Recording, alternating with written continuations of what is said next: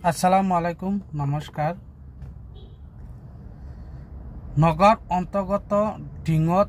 যেটো ধৰ্ষণ কাণ্ড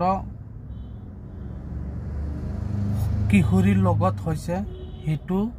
ধৰ্ষণ কাণ্ডক আমি ৰাষ্ট্ৰ ওলোমা কাউন্সিল দলৰ পৰা ধিক্কাৰ আৰু গৰিহণা জনালো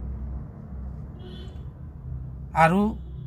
অসমত থাকি কিনে এনেকুৱা জঘন্য ধৰ্ষণ কাণ্ড কৰা ব্যক্তিক কোনোৱে সমৰ্থন নকৰে তথা অসমত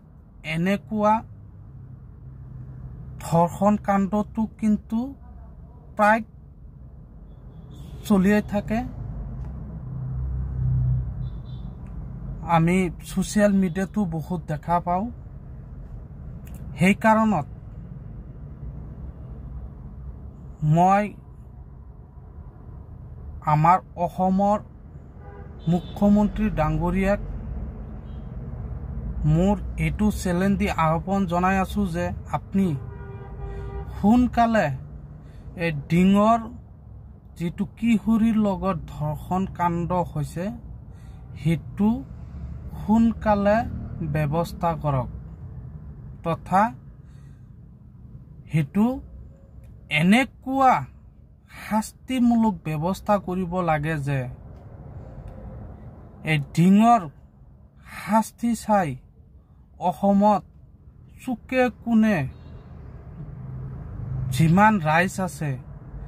ধৰ্ষণ কৰাটো বাদ দিয়ক যদি ধৰ্ষণ বস্তুটো মূৰত অলপ চিন্তা চৰ্চা আনাৰ লগে লগে বুকুখন বা কঁপি উঠে যে ধৰ্ষণ কৰিলে আমাৰ শাস্তিটো কি হয় এনেকুৱা এটা ব্যৱস্থা কৰিব লাগে ডক্টৰ হিমন্ত বিশ্ব শৰ্মা ছাৰক মোৰ হেতু চ্যালেঞ্জ দি আহ্বান জনালো আৰু কিছুদিন যেটো হৈ গ'ল কলিকতা যেটো মৰ্মিতা দেৱনাথ এটা চিকিৎসক আছিল চিকিৎসক মানে এটা ভগৱানে ক'ব গ'লে হেতু অসম চৰকাৰক মই হেতু চ্যালেঞ্জ দি আহ্বান জনাই আছো আপোনালোকে এটা আসামি ধৰিছে সিবিআই তদন্তত আছে ভাল কথা বাকি আসামি কেইটা সোনকালে গ্ৰেপ্তাৰ কৰি কিনে জেল হাজলৈ প্ৰেৰণ কৰিব লাগে আৰু এনেকুৱা এটা শাস্তিমূলক ব্যৱস্থা কৰিব লাগে যে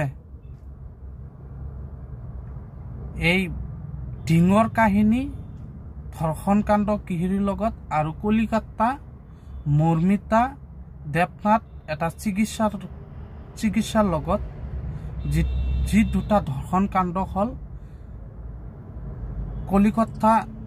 চিএম বাইদেউক মমতা বেনাৰ্জীক আহ্বান জনাই আছো আৰু হিফালে আমাৰ অসমৰ মুখ্যমন্ত্ৰী ডাঙৰীয়াক আহ্বান জনাই আছো এই দুটা কাণ্ড আপোনালোকে এনেকুৱা এটা ব্যৱস্থামূলক কৰক যে এনেকুৱা ধৰ্ষণ কৰাৰ লগে লগে যিকোনো দুষ্টকাৰী মানুহ ধৰ্ষণৰ নাম লোৱাৰ লগে লগে বুকু খোৱা বা কাঁপি উঠে এনেকুৱা এটা শাস্তিমূলক মই বিচাৰি আছো সেইখিনি কৈ তথা মোৰ চমু বক্তব্য সামৰি মাৰিলো জয় আই অসম।